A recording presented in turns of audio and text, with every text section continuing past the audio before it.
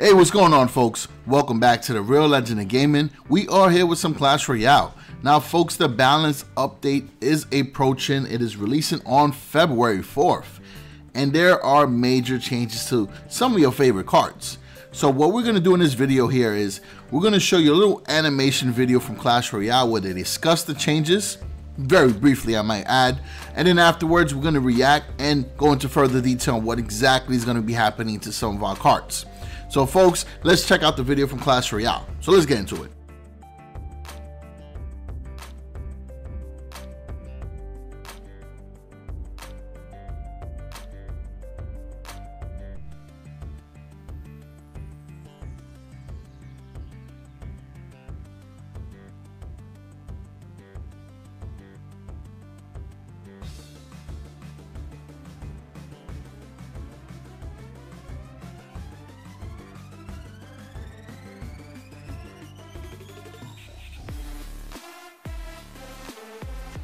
Alright, cool. So you saw all that fanciness going on. You saw cards being changed. And I know that you guys have a lot of questions about some of them.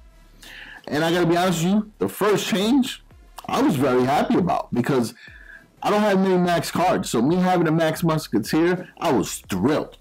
So a damage increase of 3% is excellent, right? Because if you guys have noticed, the Musketeer kind of has fallen out of the meta, right?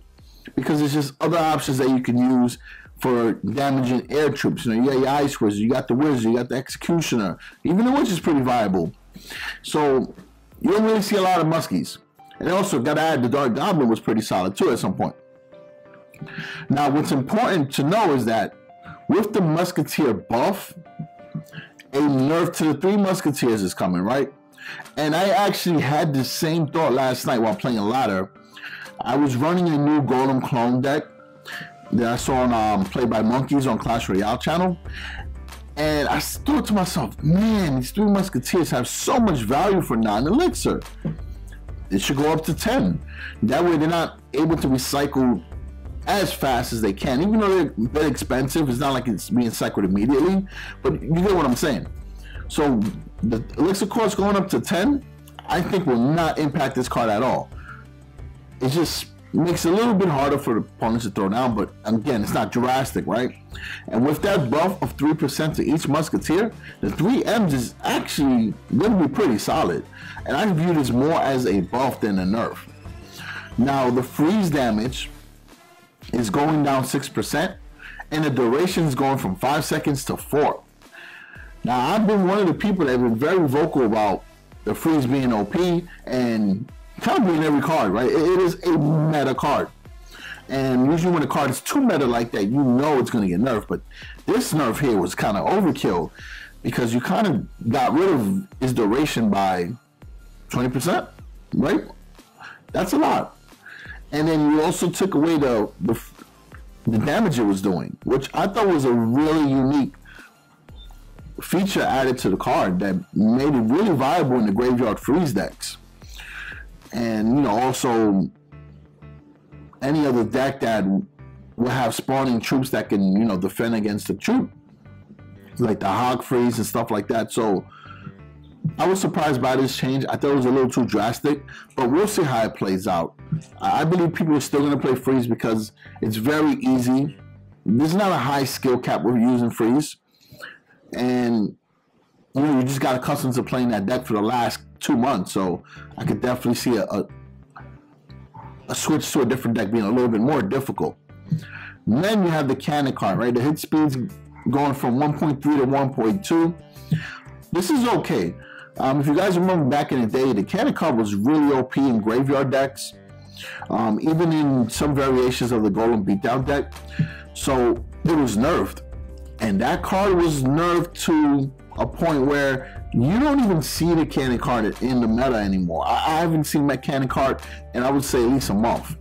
So this change here, it's not drastic, it's not like overpowered, it's a good balance. So I like this change. Next up is the Knight, and I'm happy about this because the Knight got nerfed before, and it really impacted the way I use my decks because the Knight is one of my top 5 cards, right? So the Knight's HP is going up 2.5%. This is pretty good because now that Knight will take 3 hits from the P.E.K.K.A. in order to be taken out. So it's going to really help you defend against the Rascals, the Ice Golems. Well, actually, correction. It's going to help you replace the Rascals and the Ice Golems in the Valkyrie index. So 2.8 Hog is going to be a real thing now because you're going to have the Musketeer Nerf buff and a Knight buff. So you're going to see me playing that very soon. But back to what I'm talking about.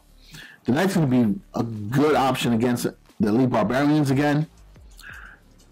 It's going to be great against many tanks. I mean, I'm very happy because the Knight got taken care of in this buff. Then you got the Dark Goblin. Hit speed is going from 0.65 seconds to 0.7. Slight nerf. I don't know if it's a big nerf. I see a lot of people saying, oh, the Dark Goblin is not going to be viable anymore. I don't agree. This is not a crazy nerf because the Dark Goblin was very OP, right? Because once your tower locks on to your tank or the other units, or units lock onto them, the Dark Goblin shreds and really rips apart what's going on. So Dark Goblin's still going to have a good place in the meta. I don't think this nerf is a crazy one. I really don't. And there was also a slight rework on the card. And not as far as the attributes, but more of the mechanics. So the clone placement. Now when you clone cards, the clones are going to appear behind the clone troop. I'll give you an example because I've been playing this Golem clone deck. Everything that you clone is going to be behind the Golem now. Pretty simple, right?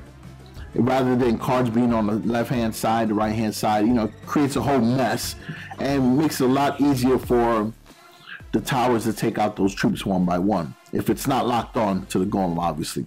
So other than that, folks, these changes are pretty good. For the most part, the nerfs and buffs make sense, for the exception of the freeze. But I gotta be real honest with you guys, I don't think it was enough. I think that there's still cards that are tearing up the meta, but not in a good way, right? Because you're starting to see a lot of no-skill decks being used. And I don't mean that to insult anyone, but the level of difficulty is very low for these decks, making it more popular and easier for people to use it consistently, right? And even though the freeze is being nerfed, you still have that Balloon Rage combo that's crazy. You still have, you know, other options that are, you know, causing havoc in the meta. Like the 3 Musketeers was one of them, so that helps a bit. But I still think that you're gonna have the combinations with the Rage spells or the Lumberjacks that's gonna cause trouble. In the mid-range Legendary Arena, you still got the Elite Barbarians that are causing trouble. The Royal Giant buff, man, that thing's really become a pain in the butt as well, because now you're seeing level 13 Royal Giants everywhere. So at least with the buff to the Knight, that helps out a little bit. But then you still have the Minion Horde that have been causing havoc as well. So, you know, a lot of things to consider. But obviously the game cannot nerf every card or buff every card. You know, they like to keep it to 6. It works for them. So let's see what happens, right? So other than that, I don't want to make this video any longer than what it already is. But those are my thoughts on the balance changes. If you guys enjoy the content, then please slap that like button. And if you want more Clash Royale content, then hit the subscribe button for more. On this channel, we do reviews and guides for Clash Royale and other new and popular mobile games, right? We started doing some Langrisser as well, which has been pretty favorable among the crowd watching it. And we do Arena of Valor whenever there's a new hero. We do a hero build guide and spotlight for that as well. So I think we cover all types of mobile gaming on this channel, from reviews to guides to competitive gaming. And then we have our podcast that we release, trying to release it at least once a week. But I'm trying to have more guests. So that's why there hasn't been a recent podcast since episode 2. All right, so other than that, folks, peace out.